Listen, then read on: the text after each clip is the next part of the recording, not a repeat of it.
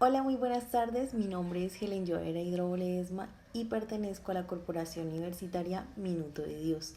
Soy del segundo semestre de Psicología y el día de hoy vengo a hablar un poco sobre la corteza cerebral. La representé en un dibujo donde será más fácil la explicación de ella. En este dibujo estaré hablando un poco sobre los surcos, fisuras, los giros o circunvoluciones de la corteza cerebral. Aquí tenemos la vista lateral del cerebro, donde encontramos segmentos representados en colores donde podemos observar el lóbulo temporal, que es esto, el lóbulo frontal, el lóbulo parietal y el lóbulo occipital, y también el cerebelo, que es el que se encuentra en la parte inferior de color naranja. Por este lado tengo otra representación gráfica donde pueden observar de una vista superior el cerebro, donde se logra observar el lóbulo frontal,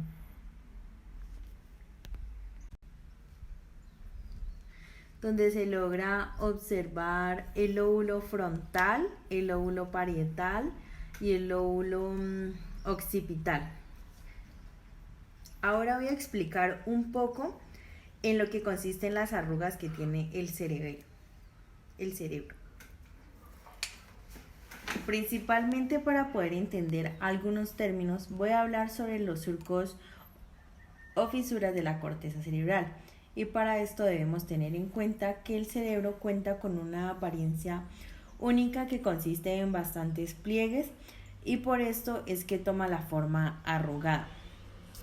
Entonces, estos pliegues con giros, surcos o hendiduras, cuando les hablo básicamente un pliegue cerebral, se le conoce como circunvolución, que sería prácticamente la parte que está en color, sería la parte que resalta, o sea, serían estas partes.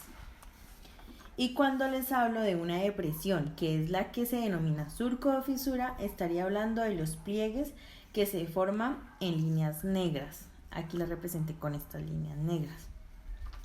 Cuando les hablo de corteza cerebral, les hablo de que tiene numerosas circunvoluciones, que son todas estas, que son las que están rodeadas por uno o más surcos, y las circunvoluciones o surcos son las que le dan su aspecto arrugado a la corteza.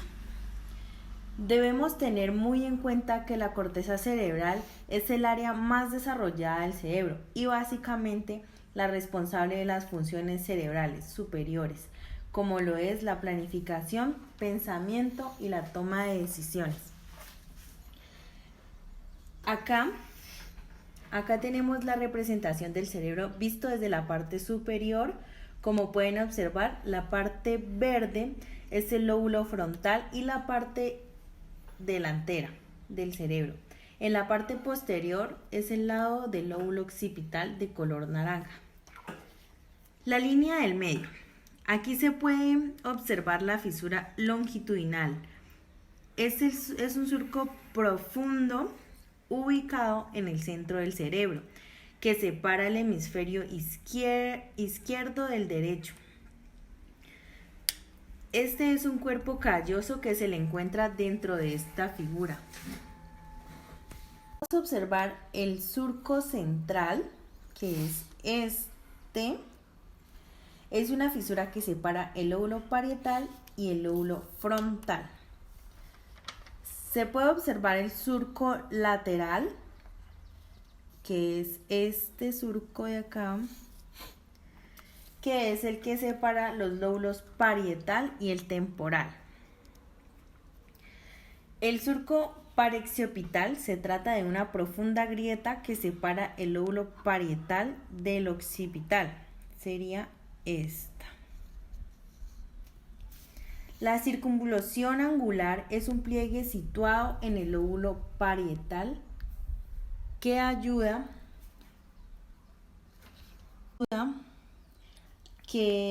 es el que ayuda al procesamiento auditivo, es esta.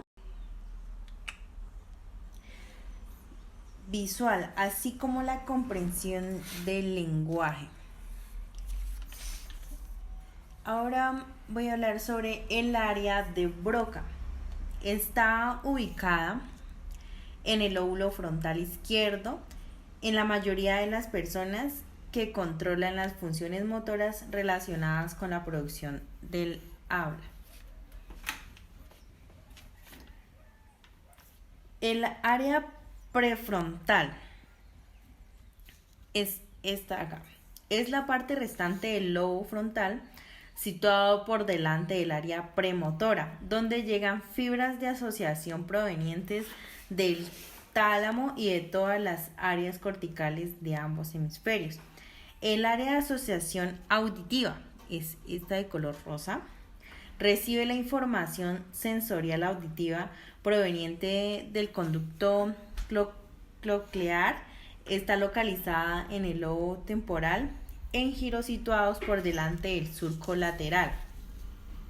La información proveniente de la es recibida en un área cortical vecino. El área de Wernicke es esta parte de acá.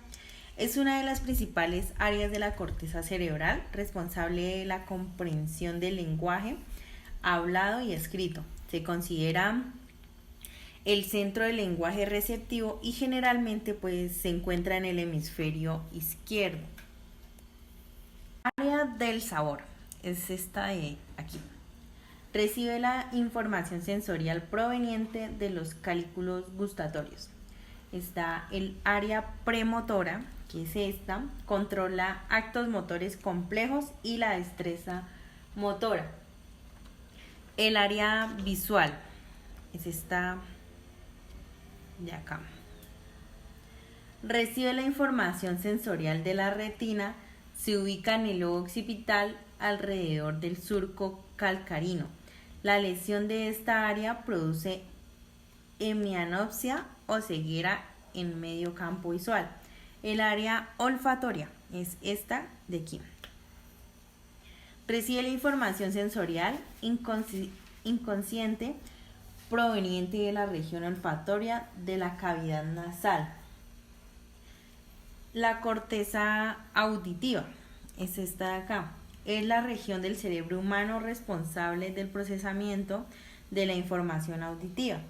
La corteza motora primaria es esta de acá. Región cerebral que en los seres humanos se encuentra en el sector posterior del lóbulo frontal.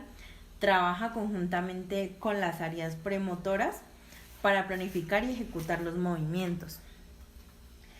La corteza somatosensorial primaria es esta de acá, encargada de recibir todas las sensaciones táctiles, articulares y musculares del lado contralateral del cuerpo. Su estimulación provoca comezón, entumecimiento y movimiento sin haber desplazamiento real. La corteza visual es esta de acá, responsable del procesamiento de la información visual. Esta área tiene un mapa muy bien definido de información espacial de la visión. Ahora vamos a hablar un poco sobre los cuadrantes del modelo de Hermann. Se divide el cerebro en 4 cuadrantes. Entonces está el primero, que es el A, el B, el C y el D. Los 4 cuadrantes resultantes de la combinación de los modelos representan formas diferentes de crear, pensar, operar, aprender, actuar y convivir en el mundo. Vamos a hablar sobre el cortical izquierdo. Sería esta. Son los llamados expertos. Son personas con pensamiento lógico, analítico, matemático, técnico y cuantitativo. Estas son personas que basan sus comportamientos en el razonamiento de datos numéricos y basados en hechos para apoyarse para la toma de decisiones. Cuando me refiero al cuadrante B, estoy hablando del cuadrante límbico izquierdo, que es el de estilo organizador. Básicamente es un pensamiento estructurado y tendiente de la secuencialización. Este es el que organiza y planifica hasta los más pequeños detalles y requiere conocer el funcionamiento de las cosas. El cuadrante C es el límbico derecho, básicamente es el comunicador. Suelen ser las personas más idealistas y dispersas de los 4 tipos. Son personas que se mueven por una alta emotividad, pero a la vez perciben los detalles y la estética. Facilidad para la comunicación interpersonal. Son poco organizados y falta de control sobre sí. Poca autoestima y habladoras. El cortical derecho son los estrategas.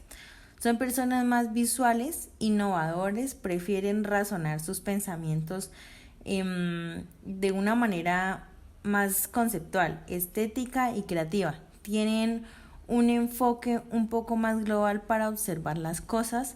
Básicamente miran cosas que otros no. Los comportamientos son originales, sentido del humor, buena capacidad de diálogo. Y el tipo de profesionales serían los arquitectos, compositores, escritores, músicos, pilotos y diseñadores. Ahora vamos a hablar sobre la pregunta de la actividad, que decía que cree que el cerebro del hombre y la mujer son iguales al hablar de morfología, quiero decir forma.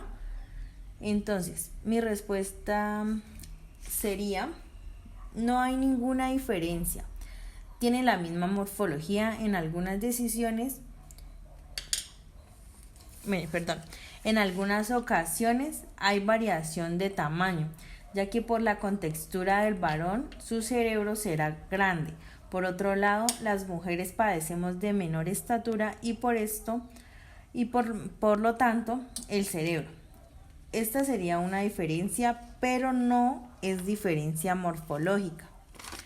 La otra pregunta era: si son iguales, ¿por qué cree que se destacan en las diferentes acciones del hombre y de la mujer?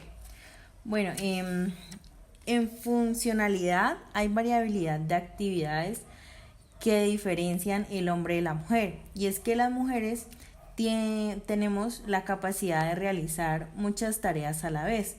Por lo contrario, el hombre, su atención es presta como su atención en una única tarea.